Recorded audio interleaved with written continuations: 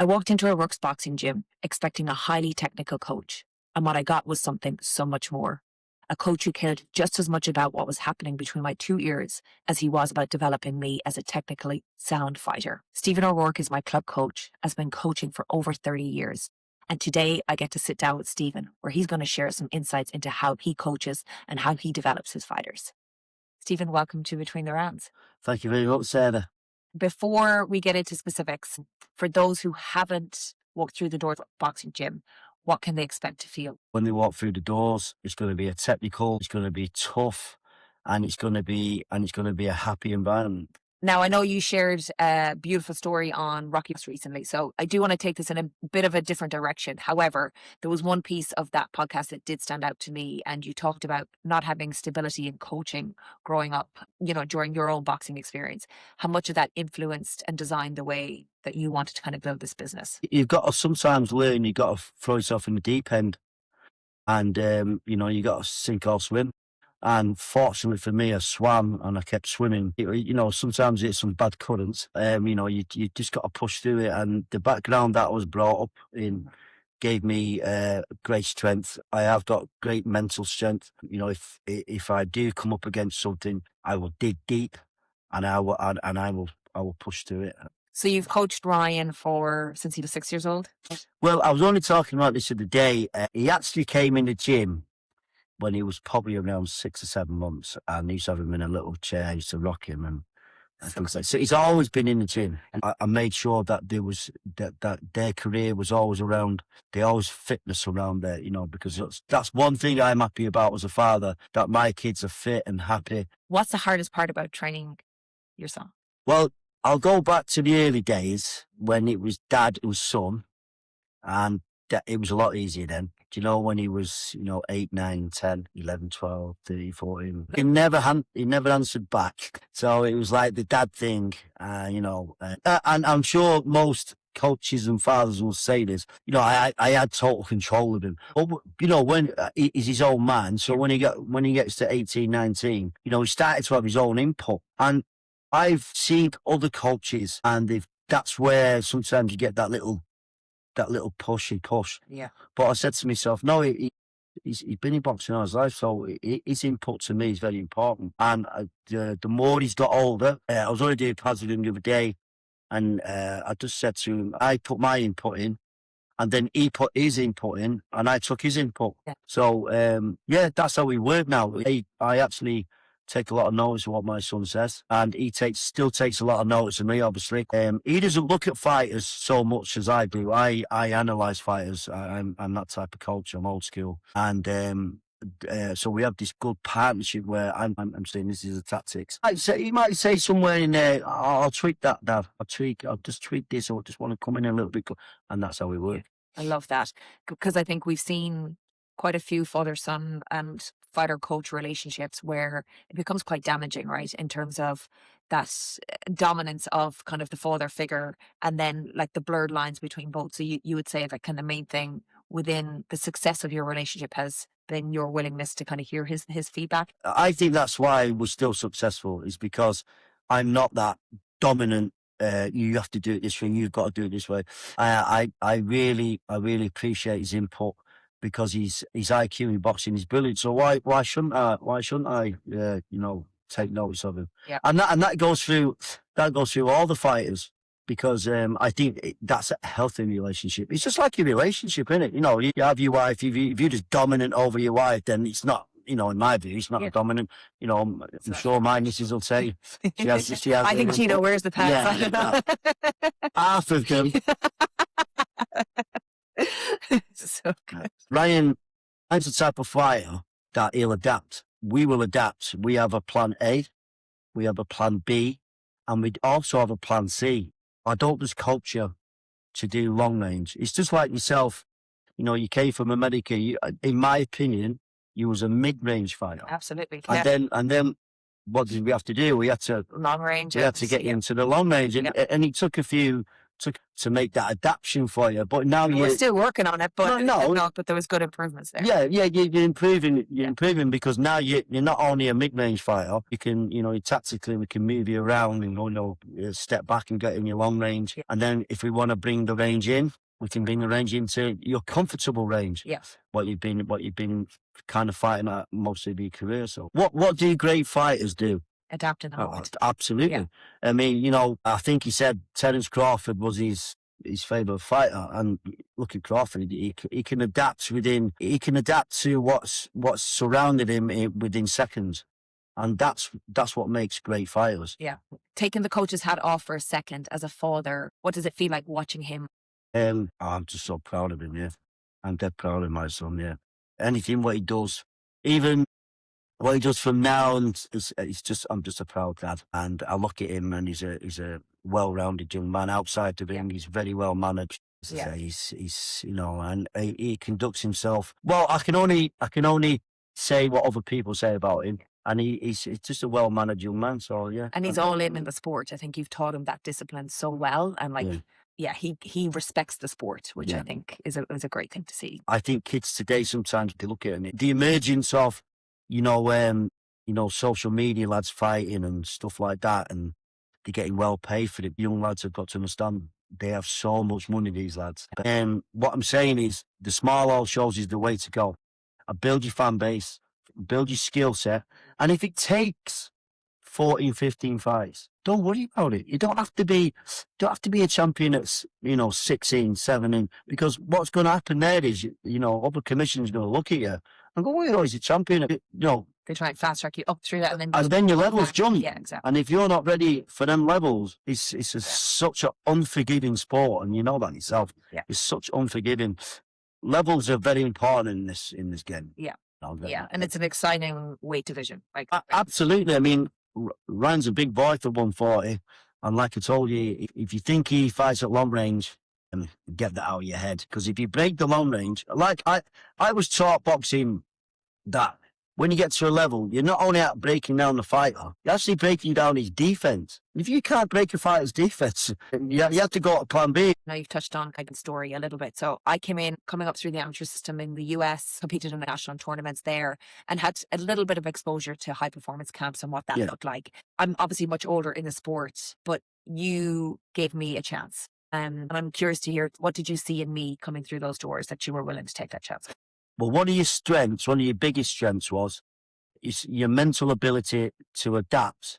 Your fitness was unbelievable. So, you're ticking boxes already for me, because some kids are very talented, but they don't have the discipline. So, but you walk through your door, you have the discipline straight away. So what I seen in you was an hunger as well, an hunger to learn. Even, you're 38 years of age, sometimes your hunger will start to decrease at that. But no, you came in and your hunger and your willingness to learn was unbelievable. And we took you now, my personal opinion, you've gone 2 or 3 levels up. Yeah. So for me, your long range, your mid range, he's all getting there. We sat on the bodysuit the other day. And again, I found something else about you. A close quarter, you're very, very strong. So, you're ticking boxes all the time. And I love that because I can work with you. How do you decide who's deserving of your coaching, and kind of what do you need to see from a fighter? As I've got older and my time's a little bit less, I really only want to work with fighters who are absolutely 110% dedicated, because I'm 110% dedicated. How do you build trust with a fighter, and especially a fighter who's come into you later in life, or someone who's transitioning from another coach? I think it happens over a period of time. I think personalities play a big part in it. I have to gel with a fighter. The fighter has to believe in what I'm telling him. And then we're going in the corner, you're coming back, you're believing in what I'm saying. That gives me, as a coach, great, it just belief in the two.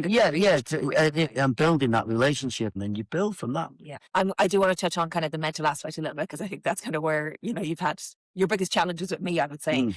Every fighter's mind works a little bit differently. How do you learn what makes each one tick, and kind of how do you tap into that? Well, I can honestly say, sometimes your mental strength can wean a little bit. You can be completely honest here. Yeah. I mean, it's a weakness. Yeah. It's not. I wouldn't say it's a weakness. I think it's more of, you're looking around for the reassurance, yeah. And as a coach, you have to kind of, sometimes you're more than a coach, aren't you? Yeah. So I have to be kind of psychological with you and say, listen, Sarah, it's not always about winning, it's about you. So you had a good performance, you thought you had a bad performance. So sometimes I'll get you to look at the tape. And then what will you say to me? Oh, I didn't do too bad. Yeah, so it's all in your head. Yeah. So sometimes I have to get into your head and say, no, Sarah, look at the footage. Yeah. And boxing is that. Sometimes it's 99% in your head, isn't it? Yeah. How do you meet a fighter where they're at when they're kind of going through that struggle of like not believing in themselves? One-to-one management. And you have to have that as a coach. And you're always with fighters like yourself, never be negative. That's what I'll say to any coach. Don't be negative with them because you're going through a little bit of a turmoil. And you could have, you're a great fighter. You do everything right. Your training's right. Your technique is right. And then we have to deal with the psychological a little bit. Yeah. And sometimes that's a battle with you, and I will have a battle with psychologically, not physically. It's psychological. So we have a little battle sometimes, don't we? Yeah. You might say this, I might say that, but I am always positive. Yeah, always. Because you have to be positive. Yeah. And then that rubs off on you. Totally. And then. And I actually loved the task-based sparring, setting a specific goal, not over, like I'd come out with my laundry list of like, here's all the things I need to work on and let's break this down. For the first round, I want you to do these 2 things. So I'm not overwhelmed by everything that's going on. Ryan will tell you, he'll go out and just to do 3 specific things. Because obviously, even as an amateur, you're going to go out and, I'd walk to the ring and your head's going.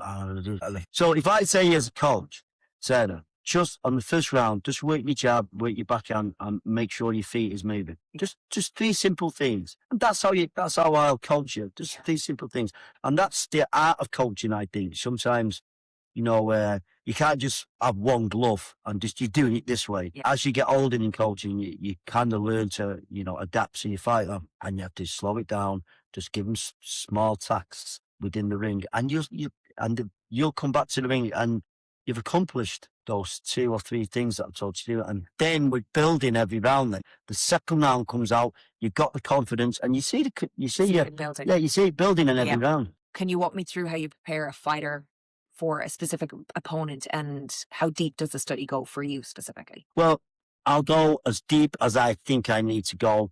If the guy is a sick fighter, he just comes forward, then we'll have tactics for that. Every fighter you have tactics for, and you can actually go back to the amateur days for that, because it's great learning in the amateur days. I think you do learn a lot of tactics in the amateur game. Yeah, for every fighter, you can analyse them. Sometimes I think coaches analyse them too much. Yeah. And it's so true what they say. You have to, sometimes a fighter looks fantastic, and it is styles make fights. But what is interesting is when you have to also look at the opponent that they're fighting. Absolutely, right? Because he doesn't tell the true tale, does it? Yeah.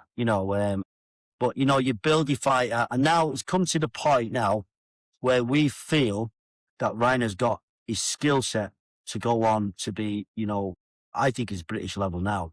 But he's got the skill set. Yeah, he has. He's absolutely. He's so well developed. He's developed well, and he's the next stage is just around the corner for him. Yeah. And I'll always say to this: don't push your fighters. I like the British setup where they might go 40 fights in before they even win a title, because they're making sure that them fighters are at that level. They've seen it all. And we've obviously worked on code names for certain combinations. How did that system develop for you, and why does it matter mid-fight? Sometimes you can, and I'll say this to a lot of amateur coaches. A lot of amateurs used to come in here and they'd be literally telling the fighter, left down, backhand, left hook. And I used to say to my fighters, listen to the coach in the corner. So, sometimes we have little cold words to set up shots and set up shots, but I think most coaches do that anyway. Do you know what I mean? Yeah. No, I love it, because it also it kind of has this little adrenaline kick for me anyway. I'm like, oh yeah, I get to do that now.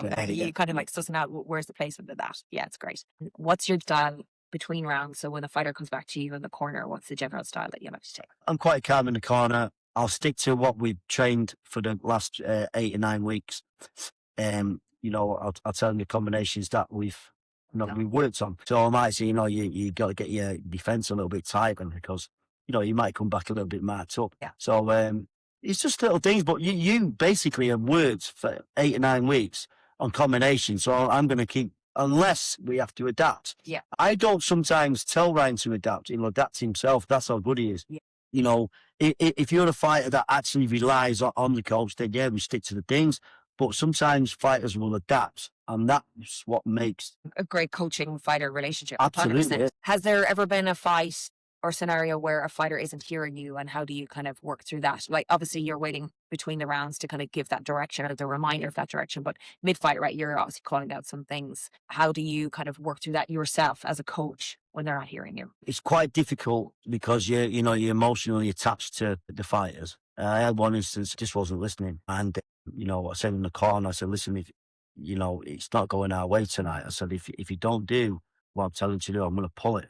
And he was saying, no, don't pull it, don't pull it. And I said, if we don't change the tactics, in this round and the next, I said, you probably won't win this fight. And he did go out tactically, and he started to improve. But then for some reason he went back into his thing and he lost the fight. So after the fight, there was a little bit of bollocking off me. But he did. Sometimes that happens. Sometimes the fight will just switch off, and he'll go his own way. And sometimes that works, and 9 times out of 10 it doesn't work. Yeah. So you can't be too harsh on him in the corner, because you've got duty of care as well. It's a bit frustrating, but you just have to go through it and still have that duty of care in your mind. If it goes too much, pull it. So you've talked a little bit on, like, you keep a very calm approach in the corner. Is there ever scenarios where sometimes a fighter might need a little bit more of a push and elevation in terms of feedback? Oh yeah, I mean, the last time we was in Madison Square Gardens, I was with Keith McMahon, and it's actually on video. And I said, how much do you fucking want this? Yeah. And I don't usually swear in the corner. Yeah. And and he was looking at us, I said, this is Madison Square Gardens, fucking get out there. And he did. And he did. He turned it around. He turned it around because I absolutely bollocked him. Yeah. You know what I mean? Because I knew it was the biggest fight of his career. Well, it was Madison Square Gardens, a little bit of a backdrop. He said to his granddad, I want to fight in Madison Square as a child. And I was like that. Yeah. Come on, Keno. And he got up and the commentator, I can't remember whose commentator was, and he says, he just had a bollocking on his goal. and yeah, he did it. Yeah. Yeah. I love to see that too, because sometimes, it becomes so laser focused on, what you need to accomplish as opposed to like feeding the energy of the space. And even Ryan had mentioned when we caught up that he actually loves the smaller environments where like the crowd is almost encroaching on the ring, that it's like he's just feeding off that energy. Yeah. You can hear the crowd. Turning kind of a little bit from just, obviously you've trained a lot of guys. What's the difference between what it's like training female fighters? I just love training female fighters because the buzz that you bring into the gym, I made a cake at an issue, was great. I've had a few girls and it's a joy. Yeah. It's different as well. It's a slightly different approach. How so? Well, I'm not, I sometimes just shout and swear at the boys, the lads, but I still have that. Will you call us good boys sometimes too? Well, I do get mixed up sometimes. Yeah, but I know I love the energy and it being a different dynamic to the gym. It's great. Like, and again, like I said, I think you tapping into the psychological aspect, I think makes women feel safe in that space. It's not like dismissed in any way. And obviously women's pro boxing is exploding at the moment. You'd obviously like to have a few more females. Yes, you. No comment. Okay. What do you see as being the biggest difference between fighters kind of coming up in the amateur system and then obviously developing into the pro system? Well, I've just gone on Oisin Wozencroft, beautiful fighter, beautiful amateur fighter, long range, absolutely beautiful feet work, so it's going to take... And serious popping his shots. Oh, absolutely, he's going to campaign at super bantamweight. He's big for the weight, strong. Kids today think in 2 years I'm going to be an Irish champion. I'm going to be this. I'm going to be that. No, there's levels. Where do you see Irish boxing now compared to where it was 5 or 10 years ago? Oh, absolutely. You have to give credit to Jay Bain, what he's done. He's built from nothing into what he is now. And you've also got Sheer Sports coming in. Yeah. There'd be English promoters coming in, and they didn't really understand the Irish scene. You know what I mean? Where Jay Bain was, an Irish fighter, and he had to go across the water, sometimes to get a payday. You know what I mean? So He's coming in and he's built from scratch and he's doing great. You know, you have to say down in the south, he's doing great. And then you've got also Shea Sports, you know, which Ryan is that's his promoter. They're doing great. They're having shows in, you know, Donegal and things like that. So hopefully that he keeps going, keeps feeding into it, and you know, Jay Bain said he'll bring English fighters to this country. Well, I was just going to say, there's talk of obviously Crow Park for Katie Taylor, but potentially Tyson Fury versus Anthony Joshua Yeah. on that card. What are your thoughts on that matchup? Well, yeah, you can see the money side of it because they'll bring the revenue in. Yeah. And then it'll give Irish fighters on the undercard that platform. Yeah. And if that's the way it's going to go, it's going to be great. It's going to be great for lads like Ryan. It's going to be great for Ushi, Sam Kelly. He's coming up to that point in his career where he needs the big platforms. So that's brilliant. Looking at the future, you have a granddaughter on the way. Do we see a future O'Rourke's fighter? Well, I did say to my daughter, I said that now we don't know the little baby's name, but she is a girl, so they won't tell me the name yet. Well, she's already got her fists up. Oh no, she'll be in this game. Yeah. She'll follow the overall route. Yeah, 100%. Amazing. When all is said and done, what do you want O'Rourke's boxing gym to be remembered for? I want it to be remembered for its standards, high standards. Love that. And final question, what's the biggest lesson boxing has taught you? To be humble. Be humble. Stephen, thank you for sharing insights into how you shape your fighters. Appreciate it. Thank you, Sarah. Thank you. This is Between the Rounds. We will see you on the next episode.